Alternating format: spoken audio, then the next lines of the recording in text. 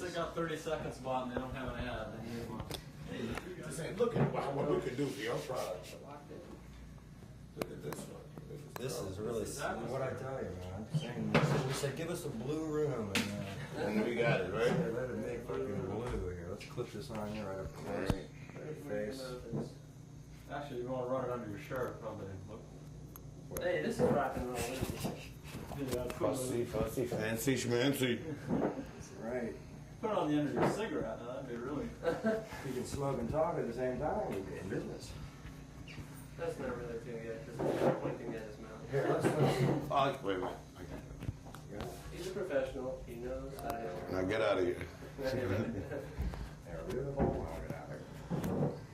So This room's going to sweat us out real quick. I can tell this is This essential. will be a quick eat. how's that? Under my shirt, okay? You got headphones? If you don't move. I'm not gonna move. You mean that scratch noise? Yeah. No, this is pure silk jersey. You won't hear it. God. What about your skin? My skin is red. Smooth? That's good. Is it live or is it David Johansen? Who knows? Wait, just hold up that monitor for a minute. Just let me get an idea what this thing looks like. Oh shit! Well, hold. Let me take my jacket off here. So we haven't. What's your name again now? Corey James. Corey we James. talked on the radio, and this time they can see you. We took some calls on the radio. Right, I remember. I had you read some public service. Right, it was fun. I remember now. Yeah, sure. It was a great time.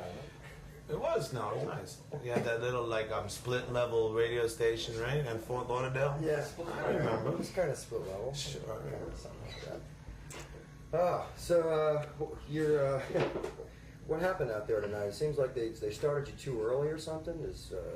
8 o'clock sharp is when we started. Shows are starting early or ending later. Ending earlier too. Union, you know how it is. That must be. Teamsters. So you did a New York Doll song tonight, Personality Crisis. Any other Doll songs come up in your set now that you're on the road? Well, Stranded in the Jungle, which we did right before that, was a Dolls song.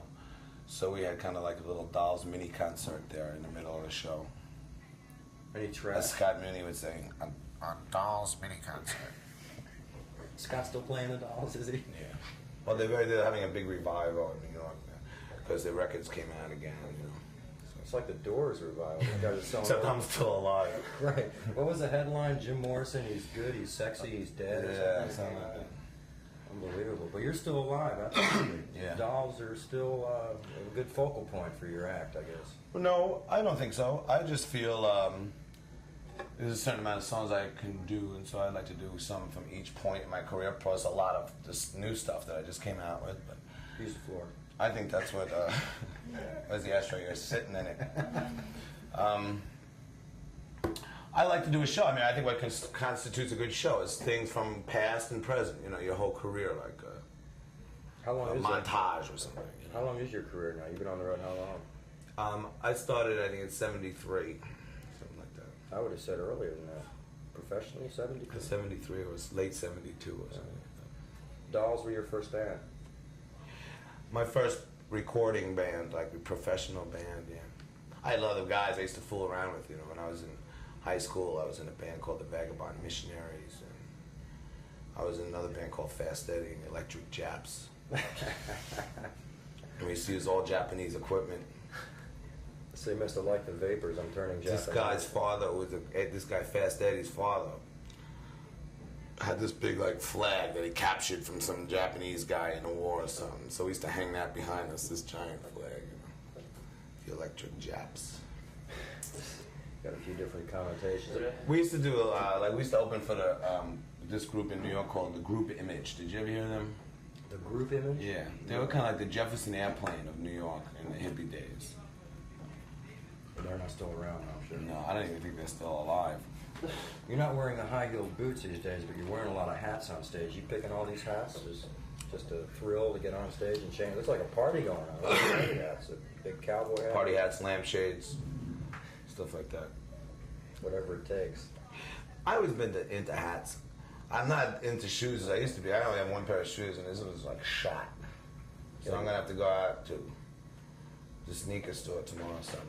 But you know, I don't know. I put on a pair of boots the other day because these shoes were so shot, and I felt really awkward. You know, I felt like a lurch.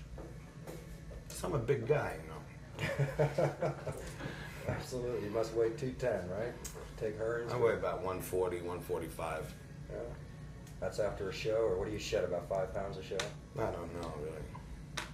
You have to replenish your liquids. There's a lot of ways to be doing that, absolutely. What's this tour been like? Are you doing Benatar dates the whole tour, or are you on? Yeah, we're doing 52 dates Good God. with her. And we do some on the side of our own.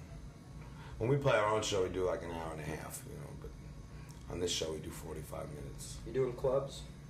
Occasionally. We did one in Albany the other night, J.B. Scott's.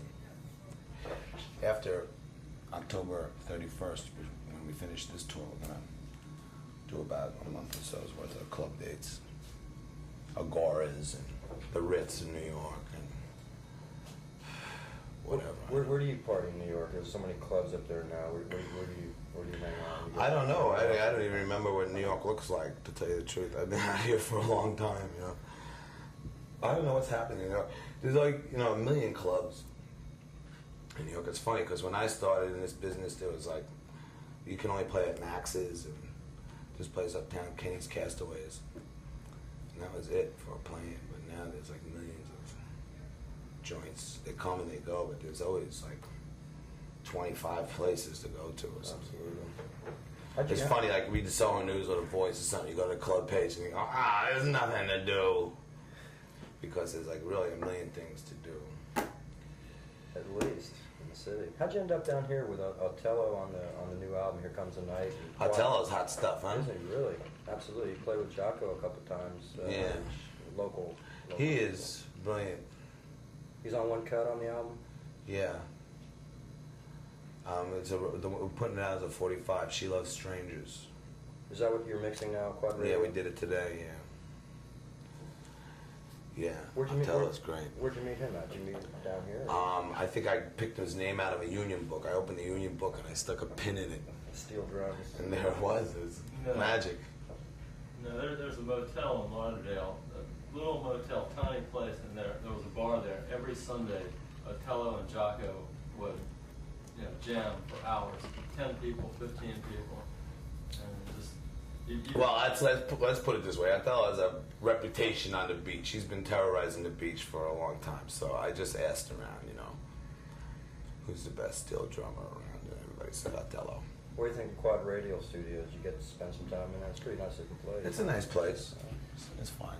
It's got a nice little board. It's not so. To me, I don't like a really super sophisticated board. Because I can get something out of.